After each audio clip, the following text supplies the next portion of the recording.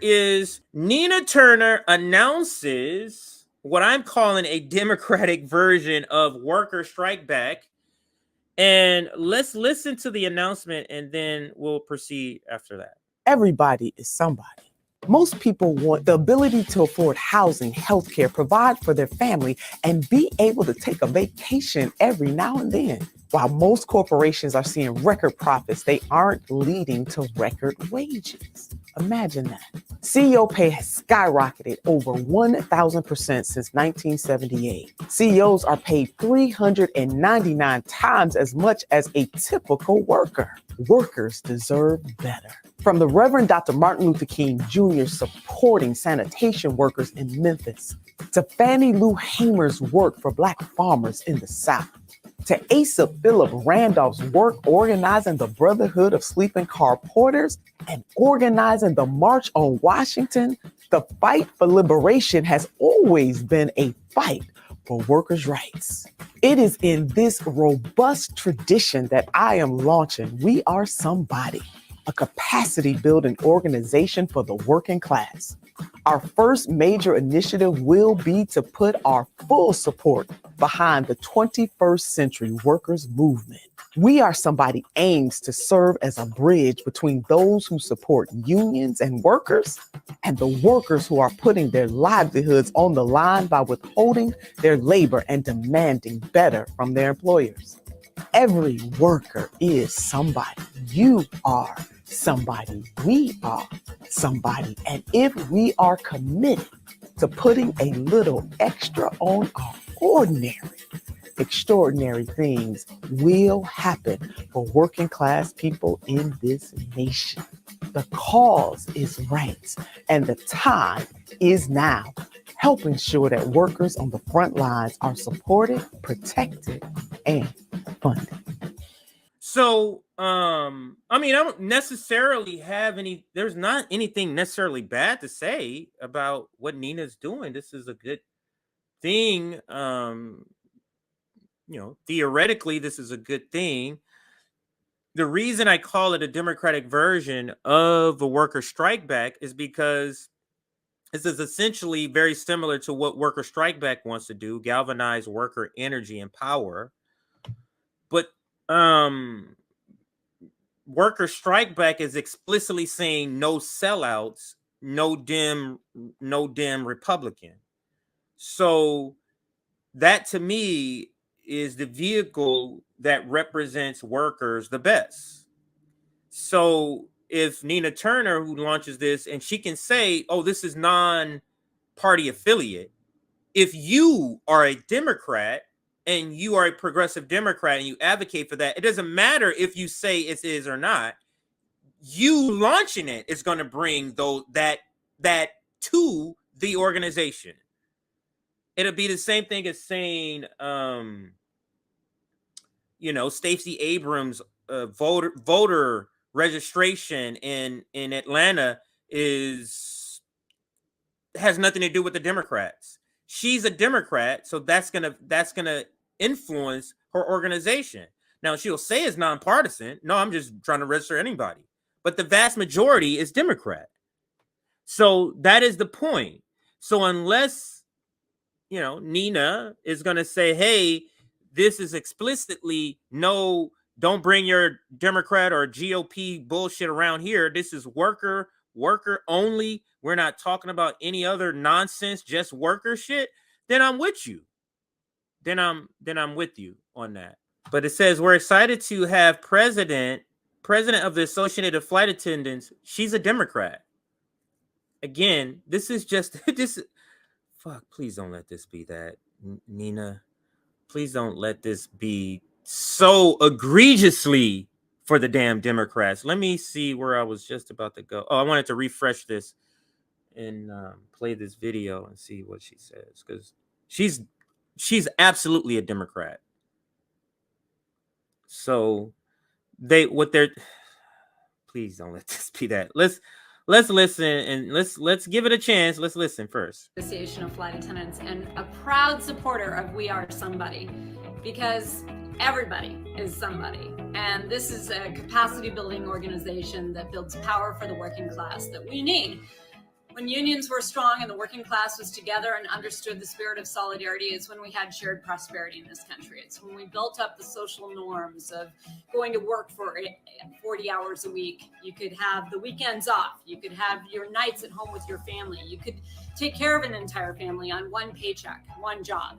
One job is no longer enough, not just for one person in a family. It's not enough if everyone's working in the family. We have to change that. And We Are Somebody is going to help people strike back with the funds that are needed to strike back. Those strikes going one day longer, one day stronger than the corporate elite who has been squeezing too much out of us for way too long. We Are Somebody is about all of us, and we are proud to stand with We Are Somebody as it launches today. Think about contributing, think about getting involved, get out on the picket lines and support the working class. So because like I said before, I think on this network, I'm the one that that gives I don't have as harsh a criticism of Nina Turner as some of my RBN people. Let me just say it that way. And I'm trying to give this the benefit of the doubt. I'm going to go to her page because she tweeted about this also. So I'm going to go to her page here and read her announcement tweet. Oh, she is a senior fellow at the Racial Power Policy. Hope that's not linked to the Democrats. All right, so here is her announcement. His pen is her pinned tweet. Let's make this a little bit larger.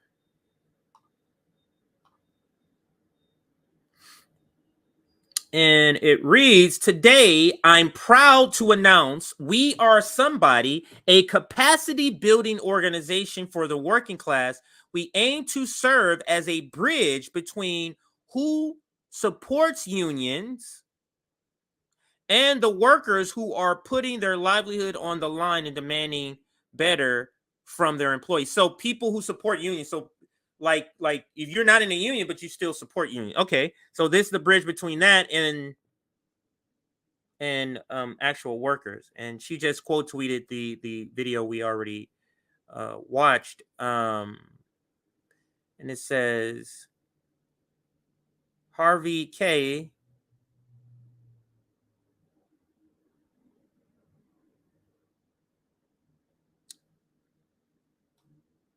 proud to be a partner. Is this just a Democrat thing, man? That's all this is, huh? Here goes JB. Why not? Let's see if she answers. I don't know if she does. Why not just join Worker Strike Back? You could have brought more attention to them and helped them grow. Here goes J7. Now, I believe he said now you're in Florida. He was out here in California, helped us on the first tour for the poor out here in Cali. This is the Democratic Party response to Worker Strike Back. She's not going to denounce her party. She's going to continue to funnel that anger that workers have from the Dems, for the Dems, back in the favor of the Dems, more controlled opposition.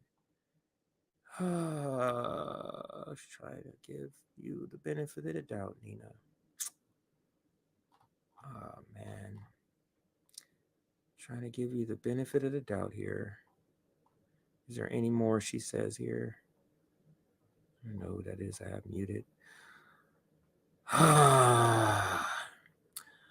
I'm trying to give you the benefit of the doubt here, Nina. Let's go to some other receipts here for this segment here. Let's go, Nina. Or where was it? Damn, Worker Strike Back. So what was I going to say? What does it say here? Okay, I'll play that in a second. So I saw this too. This is on strike. This is Shama Sawant's new podcast on strike. And it puts out last week, political commentary. Ryan Grimm blasted our podcast for raising questions about strike energy strategy and what it will take to win a UAW member's demands, like 40%. We think it requires an all-out strike, not a slow escalation. This is the same thing we said. Sean Fain. And this is a perfect example. Sean Fain in the UAW is the perfect example of the union being co-opted by the Democratic Party in strategy and the people. All the Democrats showed up to this bullshit. Sean Fain is giving Joe Biden an out when he's not even showing solidarity with other union members by letting his strikebreakers show up to his rally. In fact, inviting him, and I'm pretty sure Bernie Sanders is the one who probably precipitated that or helped facilitate that.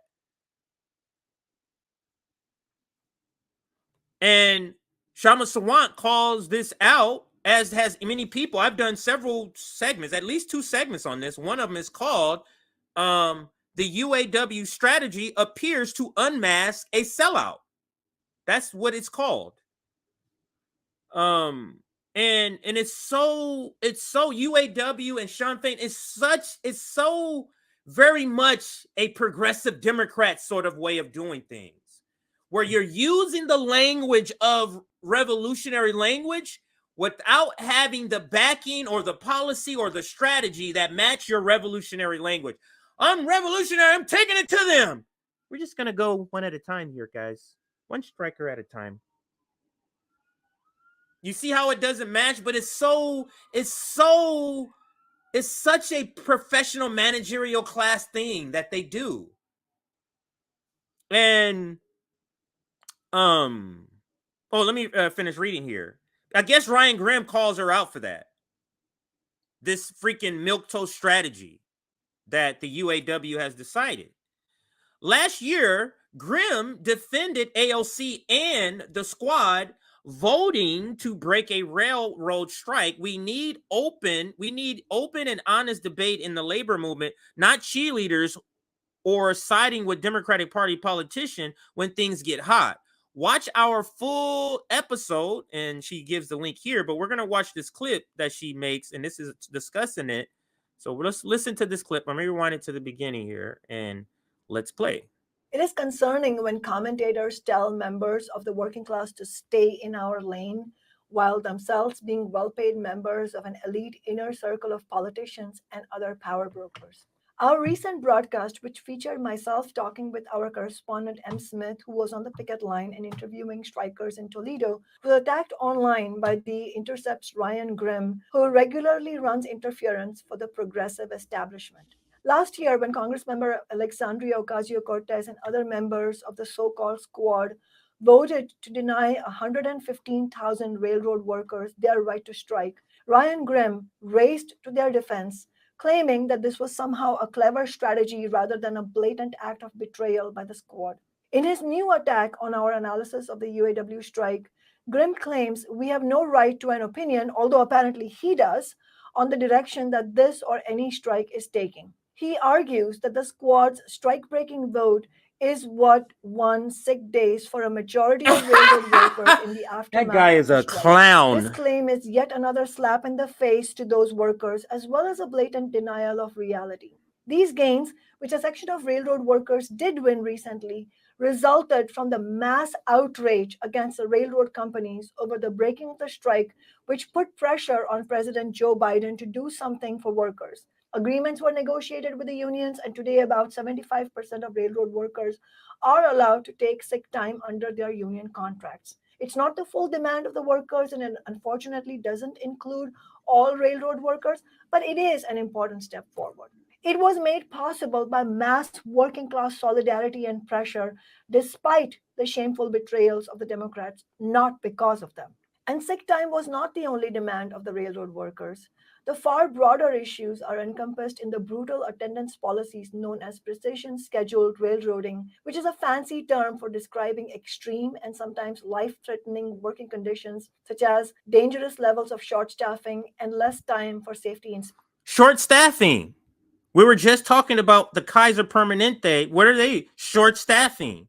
This is a feature of capitalism. You start out with all of this. My wife changed jobs for this reason. Not enough. So it's happening on different levels because she works in the office. Because I don't want you to say it's not just happening on you know, physical jobs. It's also happening in the office.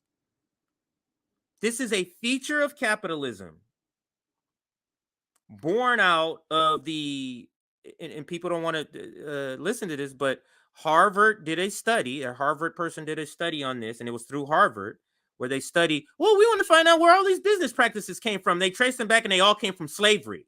Literally, that is the article. That is the article. You can Google it, and it'll pop right up. Just Google Harvard. Just Google Harvard, and then business practices and slavery, and it'll come up, and you'll see. So we think these decisions, we don't call it, but I mean, we don't understand where they came from. But if you understood that, it kind of gives it a better backdrop. If you understood that where we are now, where the companies are trying to do more work with less workers, if we understood, as we saw with the I touched my headset and it made it come on. If we understood how that comes and was implemented through times when Africans were enslaved, that'll make more sense. Oh, so that's where it came from. But that's where it came from. Anyway, let's continue with the video. It's only like 9 seconds left. Horrific disaster in East Palestine, Ohio, none of these issues has been addressed. So on strike, it says new episodes on strike every Thursday at 3 p.m. Pacific. So that's usually when the Sabby and JB show is on. So it's right around that time if you wanted to kind of reference when is it.